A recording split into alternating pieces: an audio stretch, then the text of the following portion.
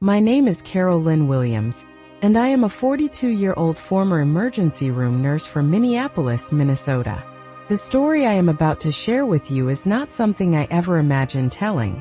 It is the testimony of my near-death experience, an encounter that changed everything I thought I knew about life, death, and the spiritual realities we often ignore. On December 31, 2023, Jesus showed me the shocking truth about New Year celebrations, and since that moment, I have felt compelled to speak out.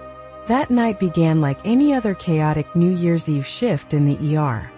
For 15 years, I had worked through the frenzy of car accidents, alcohol-related injuries, and the occasional fireworks mishap. The energy on New Year's Eve was always charged, with excitement and danger intermingling as the clock inched closer to midnight. At around 11:45 p.m., we received multiple trauma patients from a massive highway pileup. Among them was a young woman, barely in her mid-20s, who had been critically injured in a drunk driving accident. As my team worked tirelessly to stabilize her, I couldn't help but think about my own teenage daughter, who was out celebrating that night. I prayed she was safe, but a nagging sense of unease lingered. At 11:58 p.m., while inserting N4 into the young woman's arm, I felt a sudden sharp pain in my chest. Initially, I dismissed it as stress or exhaustion, but the pain quickly intensified. It became unbearable, spreading through my chest like fire. I remember glancing at the clock as it struck midnight, hearing faint echoes of fireworks outside the hospital walls, and then everything went dark. The next thing I knew, I was floating above my body. I could see the doctors and nurses surrounding me, frantically trying to revive me. The monitor beside my bed flatlined, and I realized I had suffered a massive heart attack. But instead of fear, I felt a profound sense of calm. I was being pulled upward through a tunnel of light, the world below fading into a distant memory. At the end of the tunnel, I found myself standing in the presence of Jesus Christ. His appearance was unlike anything I had ever imagined. He radiated a glory so overwhelming that I could not look directly at him, yet I felt completely enveloped by his love. His eyes were filled with compassion and understanding, and I instantly knew who he was. "Carol," he said, his voice both gentle and commanding, "I have brought you here to show you the truth about what you and many of my children have been blindly participating in. You must understand not just what you see in the physical realm, but the spiritual reality behind these celebrations." What followed was a journey I can only describe as transformative. Jesus took me through time, revealing the origins and spiritual implications of New Year celebrations. We began in ancient Mesopotamia around 2000 BC, where I witnessed the Akita festival. People danced, sang, and performed elaborate rituals to mark the new year following the spring equinox. While their joy was palpable, Jesus revealed the deeper truth. These practices were rooted in idol worship, honoring false gods and seeking blessings from lifeless idols. From there we moved through history, witnessing the Assyrians celebrating their new year near the autumn equinox, and the Egyptians tying their calendar to the rising of the star Sirius. Each culture had its unique traditions, yet all were steeped in paganism and the worship of deities.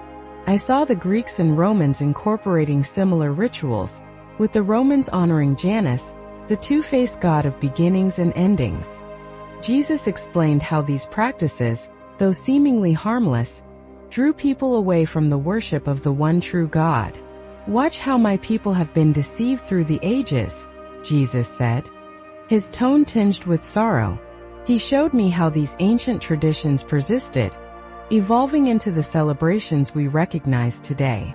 The shift to January 1st as the start of the new year, influenced by the Julian calendar, was not an innocent change but a calculated move to align with pagan rituals. Over time, even Christians began to adopt these practices, unaware of their spiritual roots. Then Jesus brought me to the present day. I witnessed modern New Year celebrations from a spiritual perspective, and what I saw shook me to my core.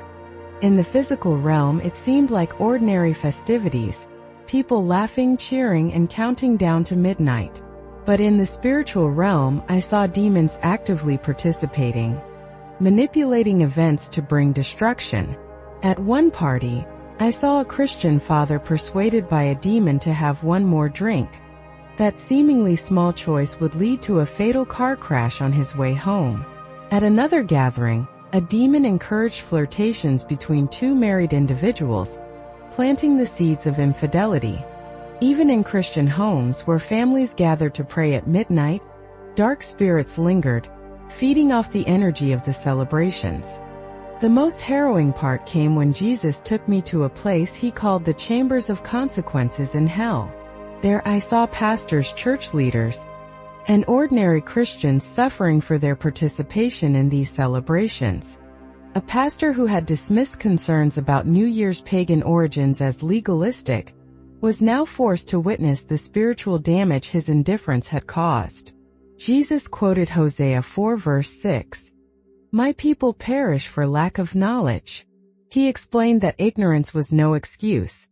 These people had opportunities to learn the truth but chose tradition over obedience. Jesus then drew a parallel between ancient Israel and modern Christians. Just as the Israelites had mixed pagan practices with the worship of God, today's believers were unknowingly doing the same. He showed me how these compromises led to spiritual vulnerability and generational curses. "Learn not the way of the heathen," he said, quoting Jeremiah 10 verse 2. He then revealed God's appointed holy days: Passover, unleavened bread, Pentecost, trumpets, atonement, tabernacles, and the last great day.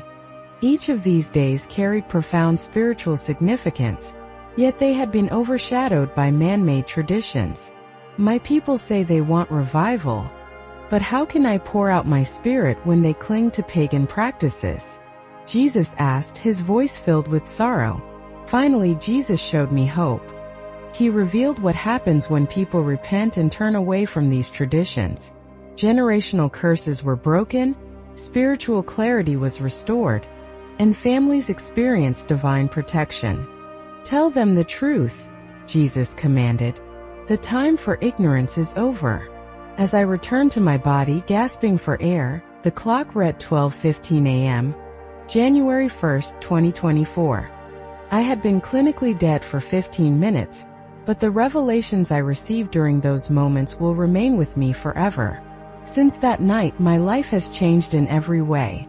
I resigned from my nursing position to dedicate myself to sharing this message.